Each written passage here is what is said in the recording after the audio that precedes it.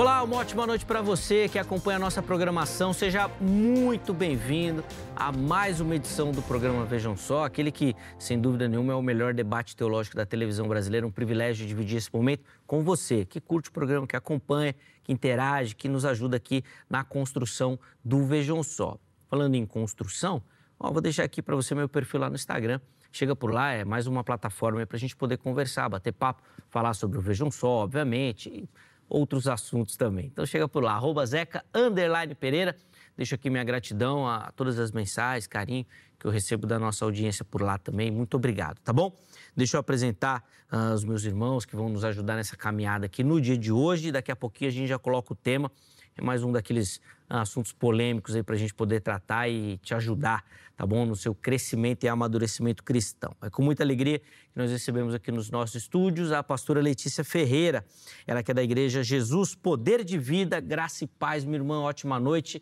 Seja muito bem-vinda novamente. Graça e paz, Zeca, graça e paz. Reverendo, graça e paz a todos que nos escutam, nos ouvem, nos assistem.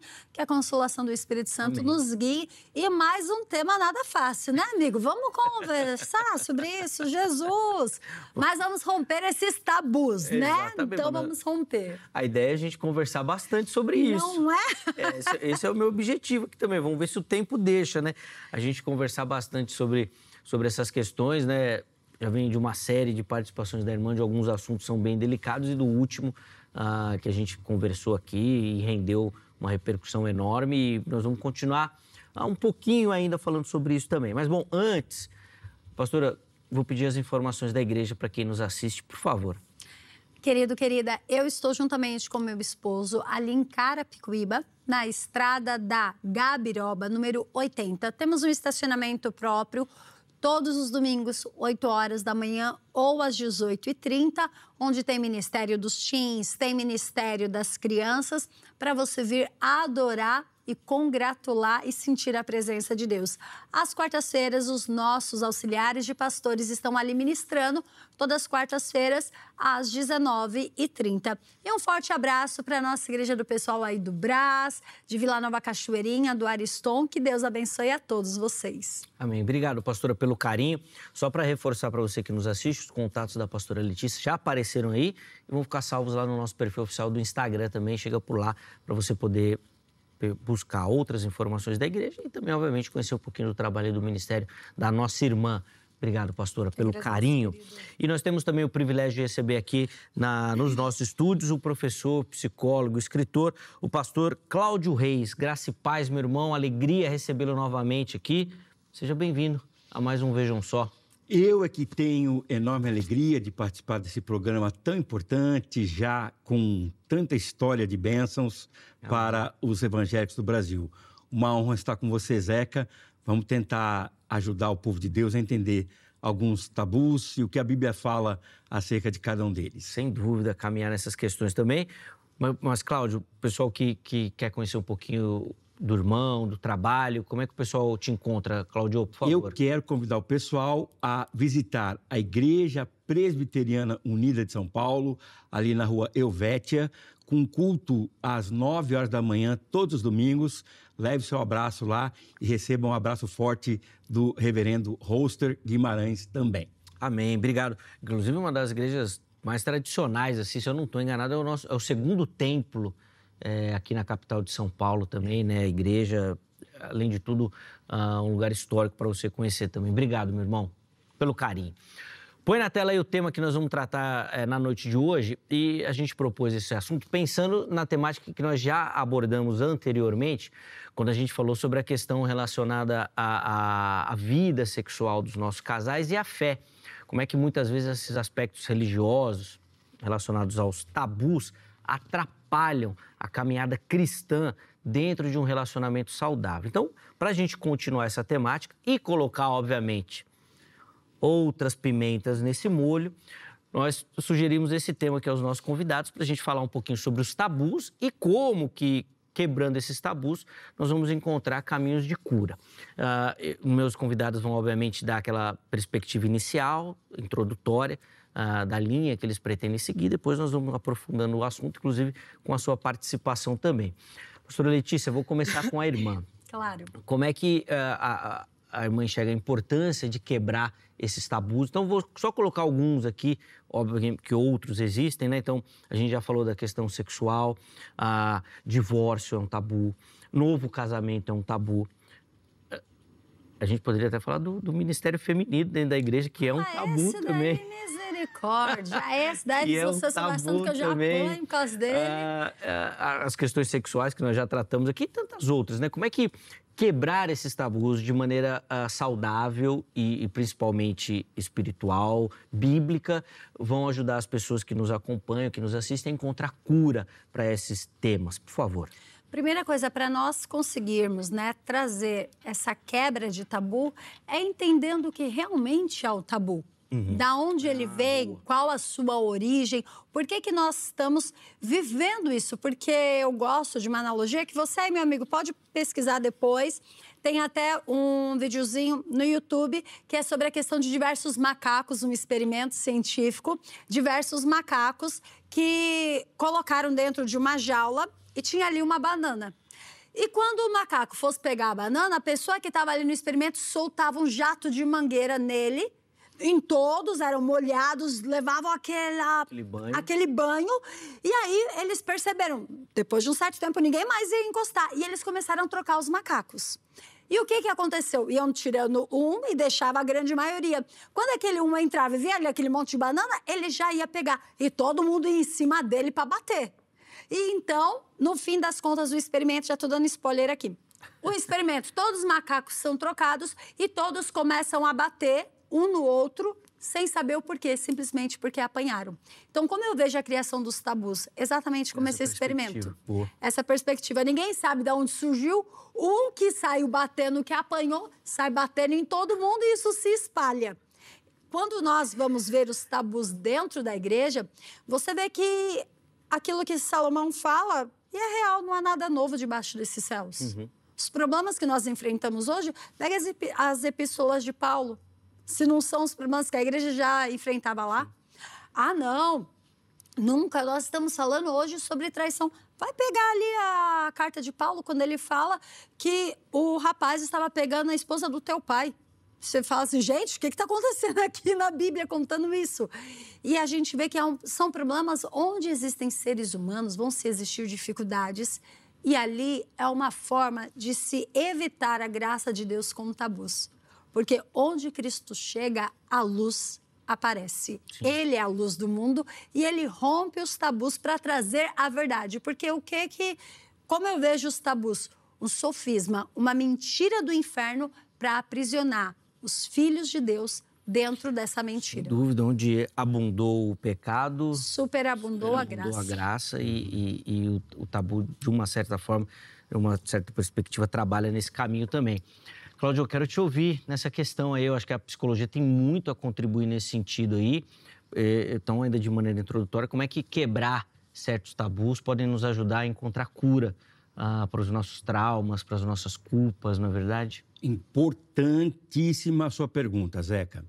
Só para localizar as pessoas que nos ouvem e nos assistem, a ideia de tabu, ela foi criada pelo Freud na psicanálise, falando de temas que as pessoas têm um conceito sem necessariamente nem saberem a origem e tomam como sendo uma verdade e tomam como sendo uma coisa intocável e não pode sequer discutir.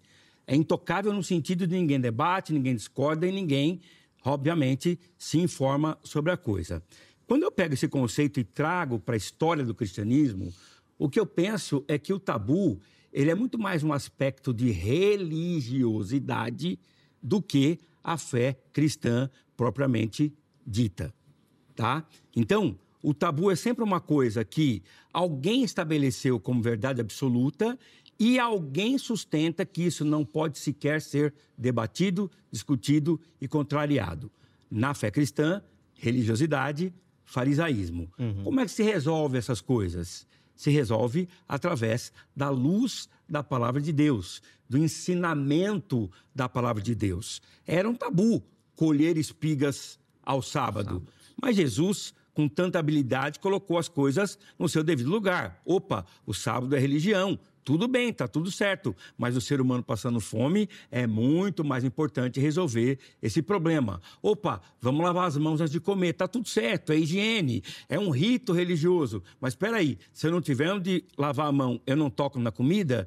Então, geralmente, o tabu é alguém estabelece, ninguém mais pode questionar, e isso é o que faz com que a religiosidade mate aquela coisa linda, viva, frutífera, dialogal que é a fé cristã. E aí, até antes de eu colocar a enquete aqui, eu vou só rapidinho pegar a opinião dos dois. A partir dessa perspectiva, Cláudio, a gente pode falar que cresce o número daqueles que estão... Eu vou usar desigrejados para falar com você, tá, Letícia? Mas para você, Cláudio, eu vou usar aqueles que estão desiludidos, machucados com as instituições? Não tenho dúvida nenhuma que uma boa parte dos desigrejados, eles não se decepcionaram com a igreja da Bíblia. Eles se decepcionaram com as igrejas que estão cheias de tabus, cheias de usos e costumes, cheias de tradições e que matam a alma. Pessoas que têm contato com isso, inicialmente, até se sentem confortáveis. Não, eu quero que alguém me diga o que é sim e o que é não. Eu quero que alguém me diga o caminho. Mas quando você vai crescendo na fé cristã, essas coisas vão te esgotando, te aborrecendo, e eu não tenho dúvida.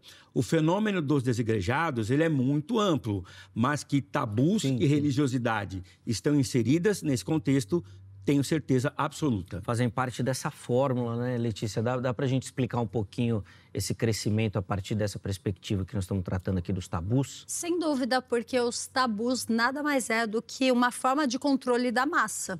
Então, a partir do momento que eu quero controlar as pessoas, é muito mais fácil me colocar como detentor do poder, que é o que a igreja fazia na antiguidade. Só eu tenho a Bíblia, só eu leio. Vocês ficam com aquilo que eu quero que vocês tenham. Eu não vou falar toda a verdade. E o tabu, ele vem isso. Você não questiona, é sagrado. Você não fala, você não dá a sua opinião. Claro que nós vamos entender que uma coisa é você dar a sua opinião e outra coisa é você desrespeitar quem está ali com você. Então, nós precisamos ter essa comedida, que é algo que nós precisamos entender. Que o segredo do evangelho está no equilíbrio. Nunca nos extremos. Então, o que a gente vê na maioria dos desigrejados, quando você senta para conversar com eles? Você vê que não houve equilíbrio na vida deles. Eles acreditavam cegamente e loucamente, e ouso até dizer, de forma demoníaca no homem.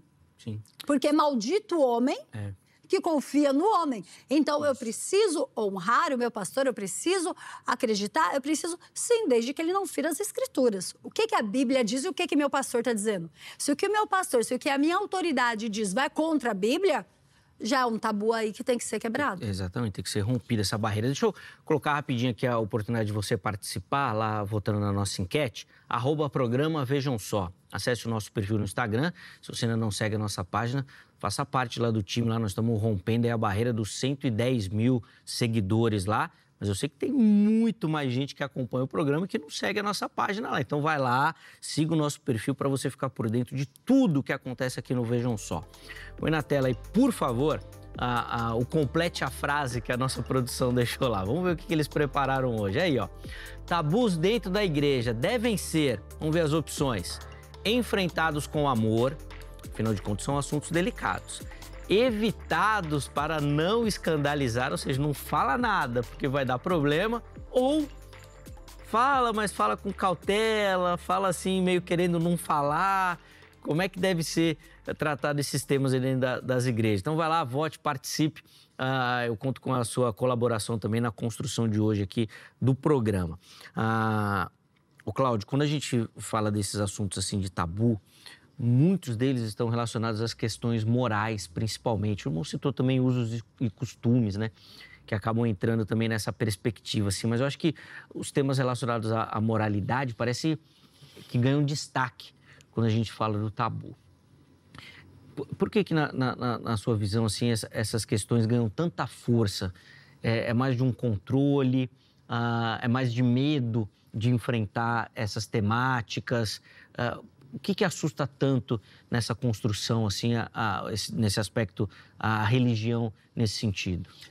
Como eu mencionei, Zeca, o tabu é sempre alguma coisa que alguém colocou, uma cultura impôs, e as pessoas não podem discutir não podem discordar e não podem, às vezes, sequer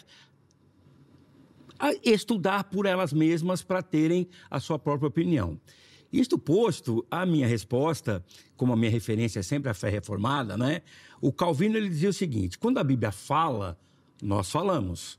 Quando a Bíblia cala, nós calamos. Só que tem muitas coisas que a Bíblia fala que não estão relacionadas àquilo que eu quero. Então, eu coloco o meu jeito de olhar a Bíblia. Tem muitas coisas que a Bíblia é completamente calada e a pessoa tem a tendência de querer falar onde nem o próprio Deus disse. As questões morais, especialmente as relacionadas a sexo e casamento, elas são muito fortes mesmo. Todavia, eu sinto outras muito intensas e talvez de igual maneira nefastas, como, por exemplo, usos e costumes, né? A pessoa usa barba, ela é desleixada, ela é comunista, né? A pessoa vai no psicólogo... Qualquer tipo de barba rali. Então, a barba mais comunista a pessoa é. É porque o Fidel Castro, que foi o grande ícone anti-americanismo na década de 50 e 60... Ele tinha a referência da barba. Ele tinha a barba. Sim. E os simpatizantes à esquerda geralmente deixavam a barba em relação ao seu líder daquele momento, né? Então, você veja, tem os tabus morais... Tem os tabus relacionados ao casamento, tem os tabus relacionados aos costumes. Agora, eu diria dois que, na minha modesta opinião, eu tenho experimentado de forma muito intensa. A demonização da psicologia e o abandono da ciência médica, né? A psicologia, como ferramenta, ela tem muito a ajudar a qualquer ser humano, inclusive os cristãos. E a medicina, sendo demonizada, especialmente no campo da psiquiatria. É ótimo você tomar um remédio para diabetes, é ótimo você tomar um remédio para a pressão alta. Não, para você ter a indução do sono, não, isso é do demônio, isso não presta, isso vai te viciar, uma completa negação de tudo que a ciência já conseguiu construir, especialmente a ciência psiquiátrica. Como é que combate isso? Se eu disse que é alguém falando além do que Deus falou, ou deixando de pregar o que Deus falou, a única solução, Zeca, é falar das coisas à luz das Escrituras sagradas. É a Bíblia que é luz. É a Bíblia que ilumina esses cantos escuros da religiosidade e dos tabus. Pena que, de igual forma, esses desafios dos tabus são enormes, mas, de igual forma, cada vez mais eu sinto menos preparação das pessoas para a pregação fiel da palavra de Deus. Mas a solução é essa: religiosidade, trevas; tabu, trevas; luz. Lâmpada para os meus pés é a tua palavra e luz para o meu caminho. Amém. Encontrar na Bíblia a solução para essas temáticas, né, pastor? Eu disse, mas não só encontrar lá, como utilizar. Praticar, né? Pronto, falou tudo. Praticar. Utilizar eu acho isso, que né? é essencial um dos tabus, Zeca, dentro disso até que o pastor falou, mas eu vou trazer dois a mais. A saúde mental. Quando a gente fala da saúde mental, depressão dentro da igreja, a pessoa sofrendo por luto, não, irmão, isso é que a irmã não está orando. Não, irmão, o senhor não orou. Então, irmão, como o senhor está sofrendo pela morte, porque preciosa é aos olhos do Senhor a morte dos santos, e você está aí triste? Seu pai morreu salvo, como se isso fosse um consolo para alguém que perdeu um ente querido.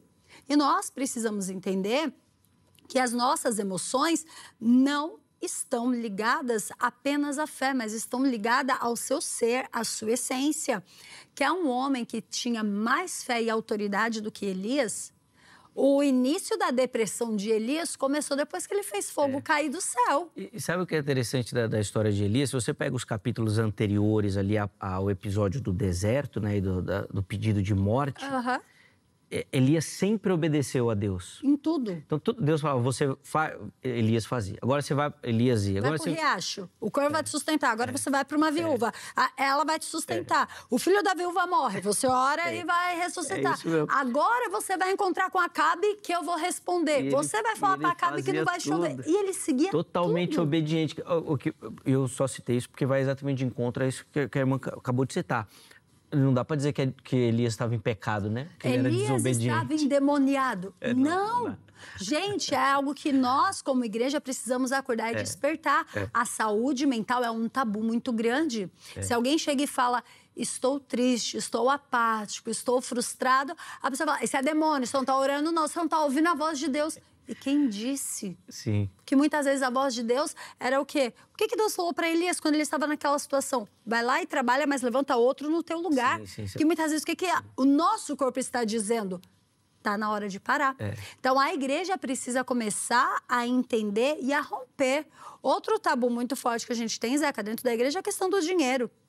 Se você falar de recursos financeiros dentro da igreja, você é quase lixado, porque não pode.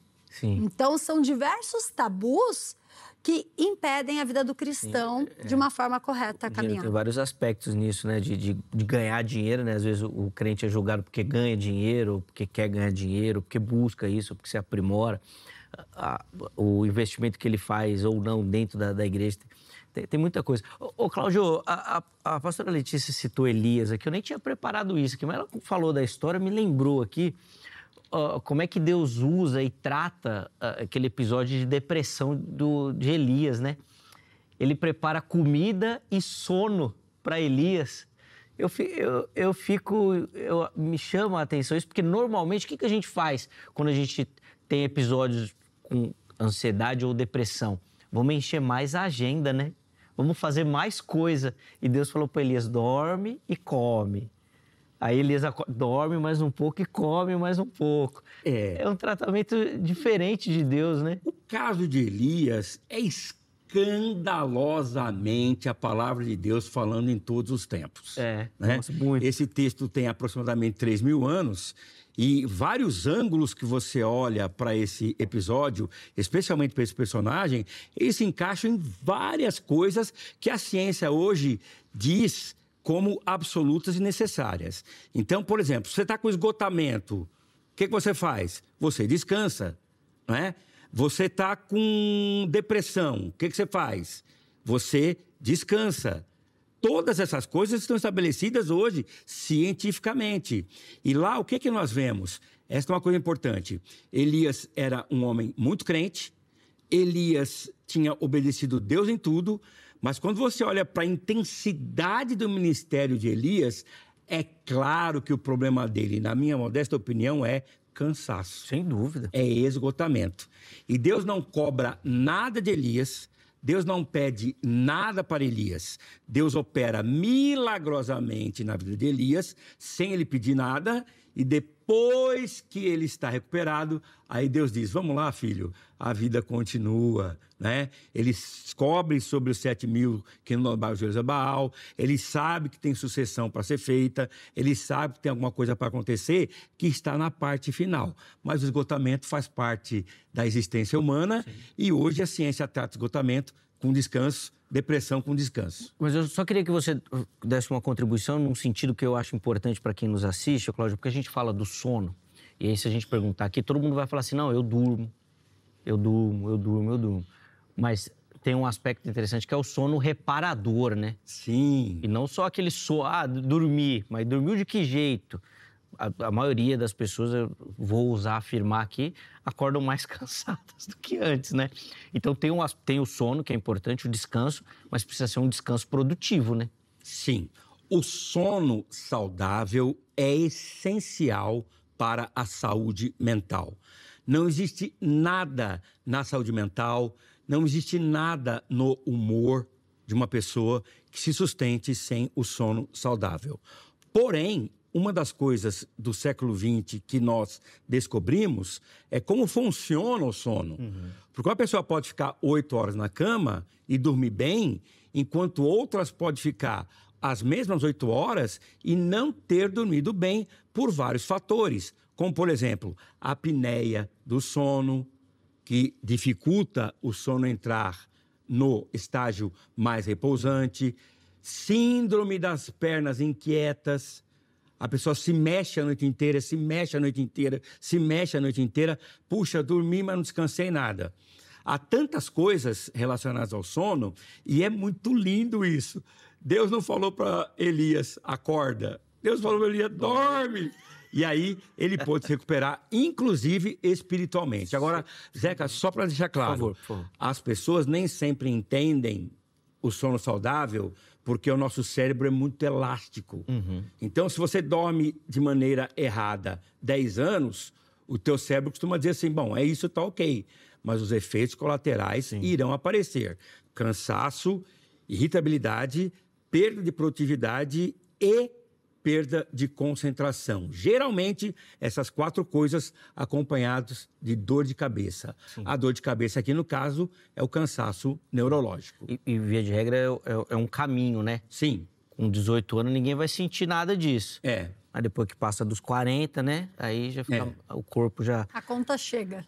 Bom, fechando o parênteses aqui do sono, só porque eu lembrei, Elias quando Deus manda Elias dormir, assim, pra mim é sensacional. Porque normalmente, hoje, na nossa sociedade, você faz mais coisa.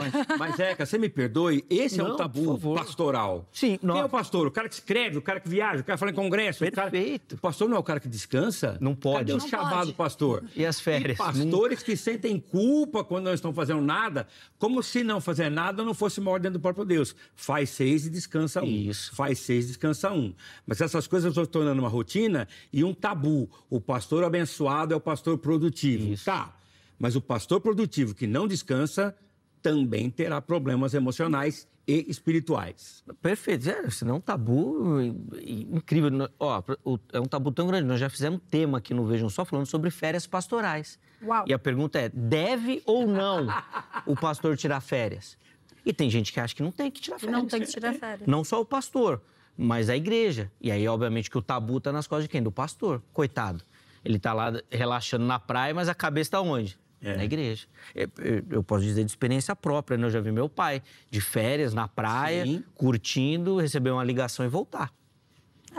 Tudo bem que a gente sabe que existem demandas e demandas, mas quebra toda essa rotina do descanso. Não tem jeito, né? E o coitado fica com culpa, né? Exatamente. Tem jeito. Deixa eu chamar um intervalo e a gente já vem aqui, pastor, porque eu quero te ouvir também sobre esses tabus aí, e não sobre o sono mais. Vou deixar o sono de lado aqui, deixa Elias descansando um pouquinho. Mas a gente já volta aqui, ó. Deixa eu chamar um intervalo, o tempo desse bloco já se esgotou, mas antes, eu quero só deixar aqui para você o telefone da grade, código 11 3115 0819. Quer estudar teologia, quer se aprofundar no conhecimento das Escrituras, quer se preparar para responder esse chamado ministerial que Deus colocou na sua vida, procure pela grade, tá bom?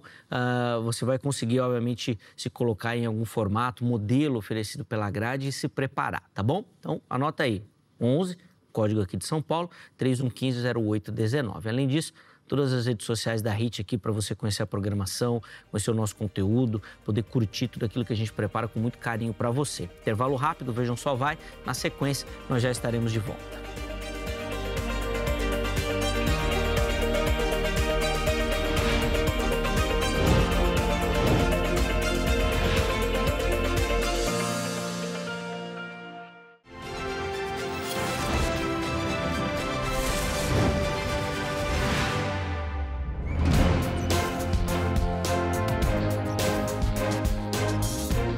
Muito bom, estamos de volta aqui com o Vejam Só, intervalo rápido na nossa conversa, hoje falando sobre a questão dos tabus e como que isso atrapalha o nosso caminho para a cura, né? Pastora Letícia, eu queria começar esse bloco pulando um pouquinho, né? A gente falou muito de tabu aqui no primeiro, tabu. Eu queria pular agora e falar um pouquinho sobre a cura, a importância da cura mesmo para as pessoas, afinal de contas, parece indicar que a Bíblia aponta a igreja como um ambiente terapêutico. Sim. Jesus fala isso muito claramente, né? Eu vim para os doentes. Então, parece indicar que as pessoas devam procurar a igreja ou estão na igreja para serem curadas. Sim. É possível afirmar que a igreja é essa comunidade terapêutica que o mestre indica? Quer a verdade ou quer o politicamente correto? Eu vou começar aqui, já que ele quis jogar a bola para mim, vou devolver pra ele. Você quer a verdade ou politicamente correto? Eu quero saber da sua experiência, porque assim, pastora, eu às vezes comento aqui assim, eu congrego, eu sou membro de igreja, eu vou na igreja, mas eu hoje não tenho uma atuação como líder da igreja. Então, às vezes eu acho muito crítico, muito ácido da minha parte, ficar só cutucando a igreja, porque seria muito fácil falar, a igreja não cura ninguém. Mas eu acho que seria indelicado. Agora, você não, você é uma líder, você está à frente de uma comunidade, você responde a uma igreja, uma liderança nacional e tudo mais. Então, além de conhecer e pregar em outras igrejas, então você tem um gabinete pastoral, as pessoas vão lá. Sim. Então, você tem muito mais propriedade para dizer. Eu pergunto pela sua realidade e, obviamente, por aquilo que você observa de como que a igreja caminha hoje aqui no país, né? Sem falsa modéstia, na realidade da minha igreja, no meu ministério, comigo, é um ambiente terapêutico. Porque eu não fiquei presa apenas à teologia. Eu fui atrás da psicanálise, fui atrás da psicologia, sou estudante de psicologia. Então, eu procuro exatamente englobar. E muitas vezes sem o julgamento. Porque o julgamento, quem me instituiu como juíza? Sim. Ah, mas você é bacharel em direito, mas não sou juíza, querido. Então, eu não vou julgar ninguém. Eu estou aqui para ajudar. Então, falo comigo na Poder de Vida ali em Carapicuíba. Eu procuro ter esse ambiente acolhedor. Todavia, é essa a realidade do nosso país, da igreja brasileira? Não, não é a realidade. Deveria ser. Me orgulharia em dizer que sim, os pastores acolhem, quando na realidade muitos pastores condenam aquilo que nem Jesus condenava. Muitos pastores, ao invés de... E eu aprendi isso muito claro com o meu pai, o missionário Elias Ferreira. Ele tem um coração que às vezes eu falava para ele quando eu era mais nova, antes de entender essa parte, eu falava, não, pai, o senhor tem um coração bobo, só pode. Porque o tanto que eu vejo as pessoas causando, fazendo, e você ali ajudando, apoiando.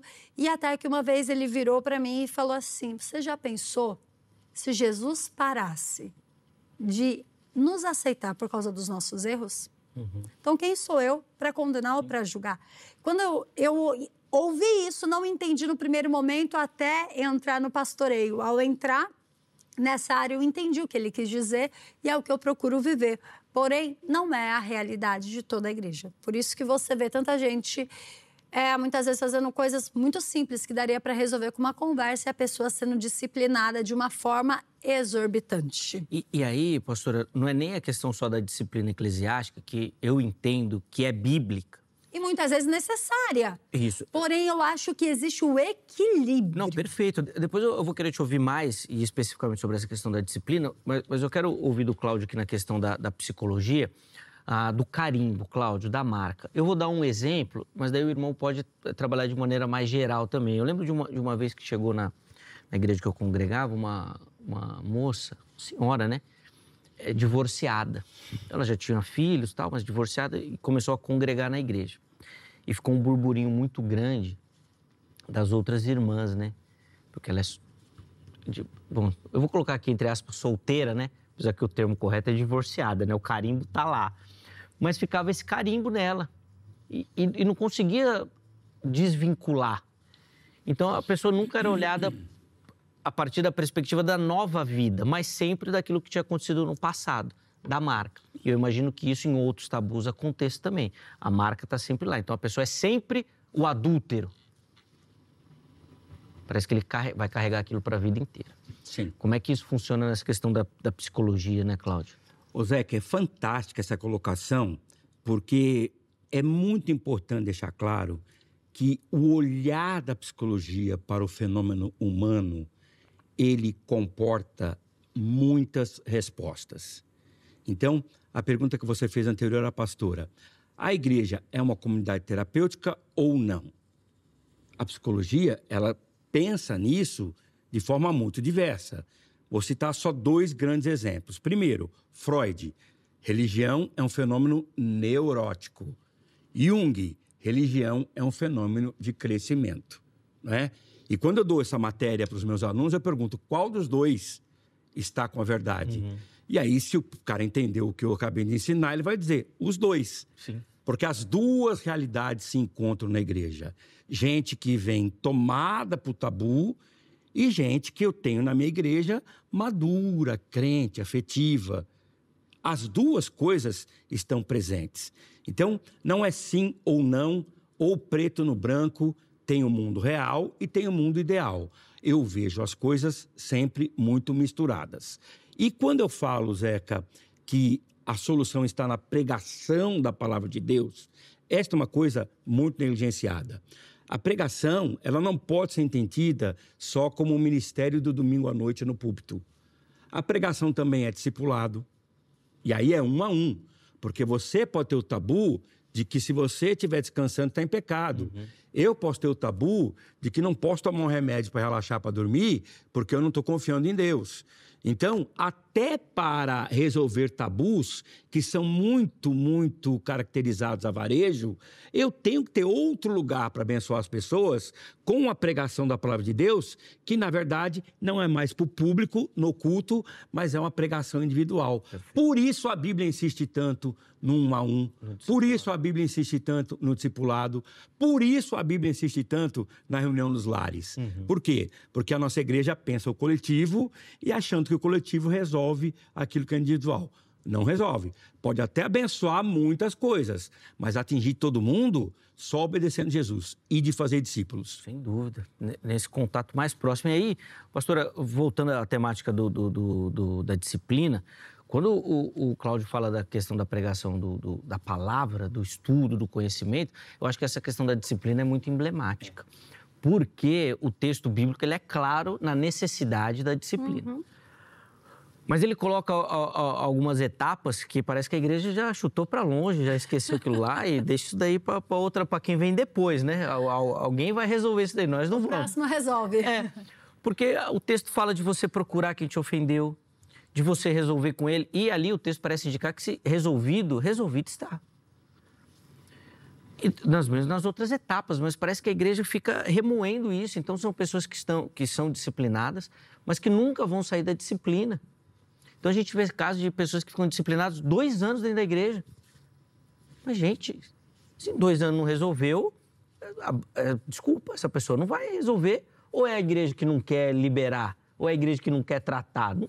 Eu confesso que eu não sei. Algo que a gente precisa entender nisso, que primeiro, não dá para nós generalizarmos, porque cada igreja tem os seus usos, costumes, as suas doutrinas. Então, tem igrejas que quando eles têm isso dentro do próprio regimento interno. Mas, pastor, você não acha que a disciplina, nós estamos falando de um tópico que a Bíblia está tratando? Sim, só que a partir do momento em que a Bíblia está tratando e nós fazemos parte do corpo de Cristo, qual foi o motivo daquela disciplina? O que levou? Existem casos em que a pessoa é disciplinada e que, na realidade, ela não deveria ser disciplinada. Ela deveria ser direcionada a um consultório para ser tratada, porque aquilo é um transtorno, porque aquilo é algo que precisa ir na raiz mais profundo. E, infelizmente, por nós ficarmos muitas vezes no raso, não olharmos para o ser completo da pessoa, olharmos só para a atitude, só para o fruto. Tá, mas o fruto nunca cai longe da árvore. O que está gerando aquele fruto? A disciplina, de que forma que eu consigo compreendê-la? Ela não é simplesmente como punir, é para ensinar. Só que a pessoa, quando ela está sendo disciplinada, ela está sendo ensinada, o pastor chega e chama ela para conversar, para orientar, ou ele exclui ela totalmente do corpo, exclui ela de tudo e piora a situação daquela pessoa. Então, quando nós falamos da disciplina cristã, a disciplina que o próprio Jesus muitas vezes colocava sobre os seus discípulos, porque ele disciplinou o próprio Pedro. Quando Pedro falou para ele, ele começou a falar sobre a crucificação, o que Pedro fala para ele? Não, mestre, não fala isso de ti, não fale isso dessa forma. O que Jesus fez ali? Foi uma disciplina pública. Diante do que Pedro estava falando era errado. E muitas vezes nós não reconhecemos isso. Nós achamos que não, que temos que olhar para qual a finalidade da disciplina. Porque se você falar corrigir uma criança é errado, depende. O que aconteceu? Porque muitas vezes você corrige uma criança por causa da sua frustração e da sua dor. Tá bom. Então, muitas vezes eu chego dentro de casa irado e meu filho fez algo normal, que é de uma criança, que é deixar o brinquedo ali, eu chuto o brinquedo, brigo com ele e coloco ele de castigo. Só quantos anos ele tem? Não é esse caso do Arthur. Arthur tem 10 anos. Quantos anos ele tem? 4. É normal. É algo básico. Só que a minha frustração faz com que eu exagere naquela disciplina. Então, como está esse pastor também? Como está essa igreja?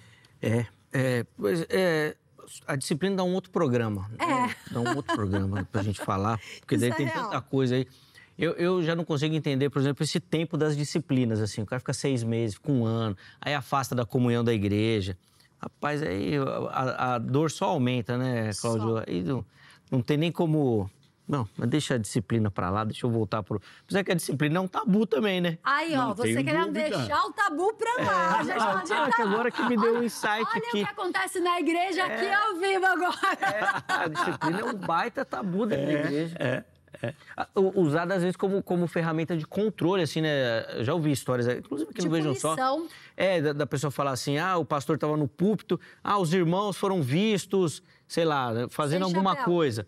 3 meses de banco, assim, de púlpito, assim, né? Eu cresci numa época em que a disciplina ela era no nível assim, você passou perto do pastor, não cumprimentou, você já estava de banco. Chegava na igreja, fulano de tal, fica de pé. A pessoa ficava de pé.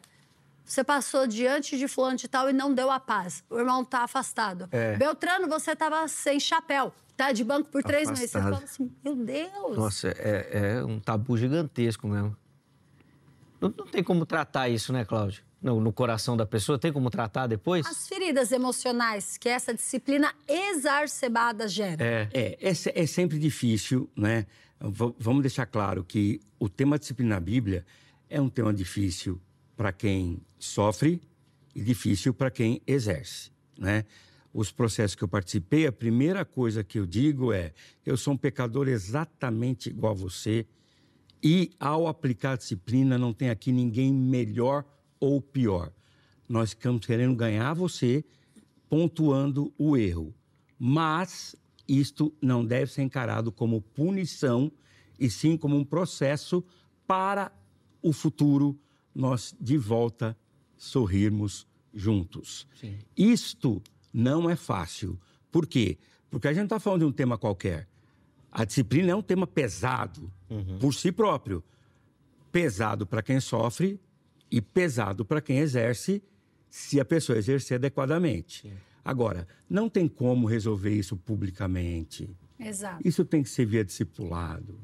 Não tem como. Não tem como. Então, vai perpetuar o tabu, vai perpetuar o problema, vai perpetuar a dor, se isso não for tratado caso a caso. Eu posso falar só uma frase aqui, Zeca, que eu acho que é essencial dentro disso que o reverendo está falando, que é uma frase que eu carrego para a minha vida. Elogie em público e corrija no privado. Isso eu ensino dentro das empresas e isso eu levo para dentro da igreja. Porque se você for corrigir a pessoa no público, você constrange, você fere, você machuca. E a finalidade, que era da correção, não é atingida, que é corrigir. Porque a pessoa se sente mal e ela não quer mais saber. Sim. Agora, se você elogia em público, quando o elogio é cabível, e na disciplina, na correção em particular, entre você, a pessoa e Deus, tá tudo bem. Até porque, assim, sei lá, 70%, 80% dos casos, a pessoa tem o entendimento do erro, do pecado, ela já está sofrendo por ter cometido aquilo. E ainda o constrangimento dela por si só, a culpa... Sim, já vem mais esse peso. É um momento muito frágil emocionalmente para a pessoa. É um momento muito difícil para a liderança bíblica, mas tem que ser enfrentado com amor, que é a primeira opção. Sem dúvida. Enfrentado com amor. Sem dúvida. Ó, nós vamos caminhando para o encerramento aqui. Meus irmãos, 1 minutinho para as considerações finais e conclusão. Pastor Cláudio, vou começar contigo. Uma palavra, uma aplicação da nossa conversa para quem nos assiste. Depois a pastora Letícia vai ter oportunidade também. Por favor, meu irmão. Querida Igreja do Senhor Jesus Cristo no Brasil, amemos a palavra de Deus. Cuidado com a religiosidade, cuidado com os usos e costumes, cuidado com tradições. Isto geralmente compromete o espírito bíblico e a aplicação do amor. Então, por favor, estude a Bíblia e ame. Amém. A gente fala dessa questão do amor, nós estamos entrando aí em 2026 daqui a pouquinho. Ano de eleição, a última foi horrível, as duas últimas, né? Foram péssimas. Essa questão do amor. Ih, rapaz, as igrejas se dividindo. Já vai em oração aí, meu irmão. Não só por quem vai ganhar ou perder, tudo isso daí que é importante também, mas pelo ambiente dentro das igrejas que vai... quero nem ver. Vamos lá, pastora, 1 minutinho aí, por favor. Querido, querida, a mensagem que eu quero deixar hoje para você é: o tabu começa muitas vezes por nós não queremos enfrentar que foi a tal que o Zeca fez aqui no meio do programa, ele já quis acabar, fugir do assunto. Isso é tabu. Então, o que eu quero dizer para você? Entre em oração para que o Espírito Santo te guie, porque tudo me é lícito, mas nem tudo me convém. Tem coisas que eu não preciso mexer, mas eu posso pedir para que o Espírito Santo adentre e te dê a direção correta.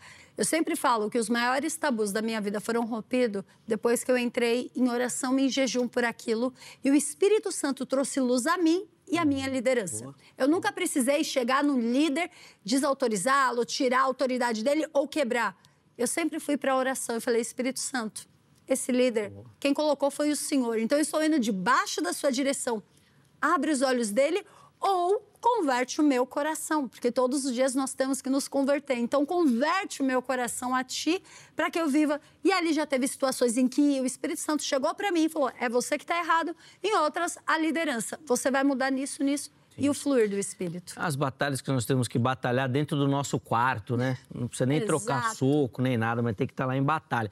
E aí, só para finalizar, é a tentação do tabu, né? Você vê, logo eu, né, que você sempre fala que sou tão, que só gosto de colocar enrascada, falar dos temas.